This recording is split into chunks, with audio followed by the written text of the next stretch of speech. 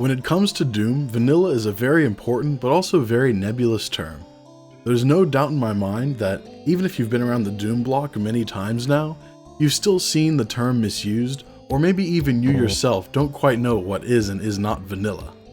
This video will be my attempt to break it down in a simple way that can be easily understood. I want to start by making some distinctions about 4 important vanilla terms: vanilla Doom, vanilla campaign, vanilla gameplay, and vanilla compatible. Firstly, you have vanilla Doom. This is either Doom or Doom 2 as it was released by id Software themselves, a DOS-compatible package containing Doom.exe or Doom2.exe, Doom or Doom2.wad, and a few other DOS-compatible files that pertain to setting controls, playing multiplayer, or saving the player's configuration.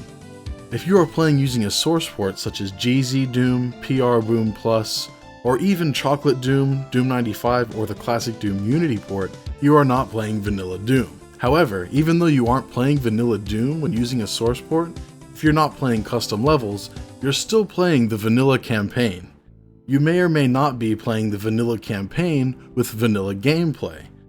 Vanilla gameplay means the player, weapons, and enemies all behave as they normally do in Doom.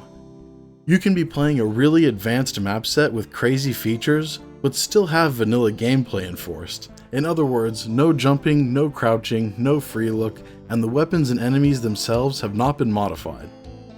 All of the player, weapon, and enemy functions are just like those in unmodified Doom.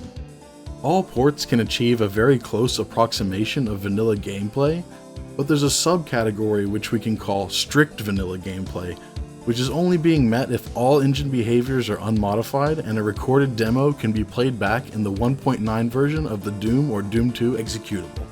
These are otherwise known as Comp Level 2 demos for the purposes of ports like PRBoom Plus and DSDA Doom. For most people, not being able to jump, crouch, or use free look, and not using weapon and monster mods is close enough to vanilla gameplay.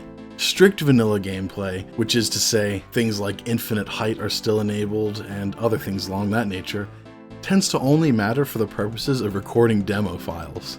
If you don't know what demo files are, don't worry, as I'll come back to that momentarily. Finally, we have the term vanilla compatible. This refers to a WAD or mod that can be run in DOSBox using id Software's own Doom or Doom2.exe. Chocolate Doom is a convenient way for modern-day mappers and modders to test if their WAD or DE is vanilla compatible, as it will crash in any instance that would have crashed vanilla Doom. A vanilla compatible gameplay mod will be a .deh file, otherwise known as a dehacked or DE file. Usually, these will change weapon or monster behaviors, resulting in a vanilla compatible mod that does not feature vanilla gameplay. For those familiar with my work, Rowdy Rudy and Ray Mohawk would be examples of vanilla compatible WADs that do not feature vanilla gameplay. Furthermore, in Doom, gameplay itself can be recorded in the form of demo files. If you can record the gameplay and then play it back in id Software's Doom or Doom2.exe, then the gameplay is vanilla compatible. If you're using a source port, even if you have vanilla gameplay enabled as much as the port will allow, if you cannot record a demo that could then be played back in Doom or Doom2.exe, you are not playing a vanilla compatible Doom session.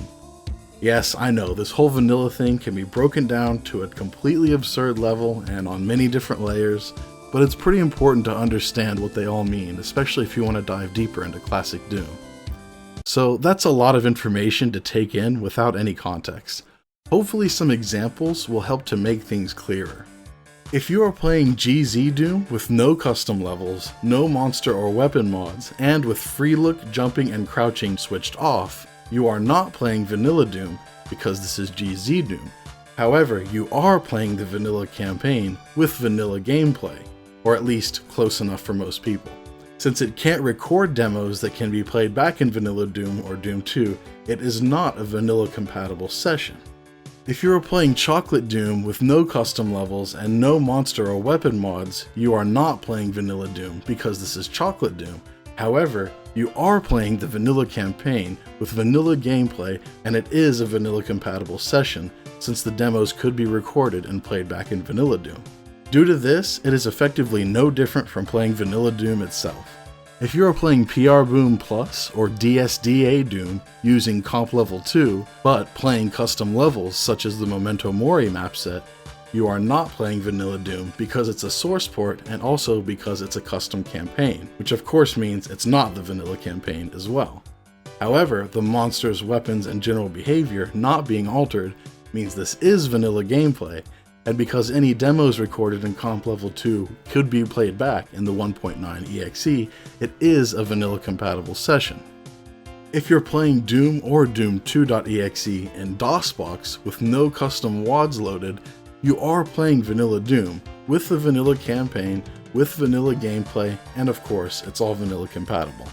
If you're playing Doom or Doom 2.exe in DOSBox with Rowdy Rudy 2 loaded, you are not playing Vanilla Doom because of course this is Rowdy Rudy 2, which also inherently means you are not playing the vanilla campaign. The gameplay is not vanilla because the weapons and monsters function differently. It is, however, a vanilla compatible session, as the demos recorded using Doom 2.exe in DOSBox are of course able to be played back using the 1.9 EXE. I mean, obviously, since that's what it was recorded with. If you're playing Xandronum or Z-Daemon with custom levels loaded and jumping and free look enabled, you're not playing Vanilla Doom, you're not playing the vanilla campaign, you're not using vanilla gameplay, and it is not a vanilla compatible session. However, and this is an important one, it is still Doom. I'm strongly of the mindset that any flavor of Doom is still Doom. I know this is broken down to an infuriatingly detailed level, but Doom just has such a long history, so many WADs and so many source ports, there's just so many different ways in general to play, that all these different aspects warrant their own terms, so people understand what they're getting and what they're making. Unfortunately, for most Doom fans, this whole topic is not understood very well, and I really do hope this makes things clearer. To play this out, anyone playing any flavor of Doom, whether it ticks all 4 or not a single one of the vanilla tick marks, is clearly a Doom fan, and indeed, they are still playing Doom. I see absolutely no reason to be elitist about any aspect of this kind of stuff. I mean, at the end of the day, we're all Doom fans and should be glad the game is still as beloved and popular as ever. Anyway, I hope that clarifies things despite being so confusing in and of itself, and I'll be back again with more content soon.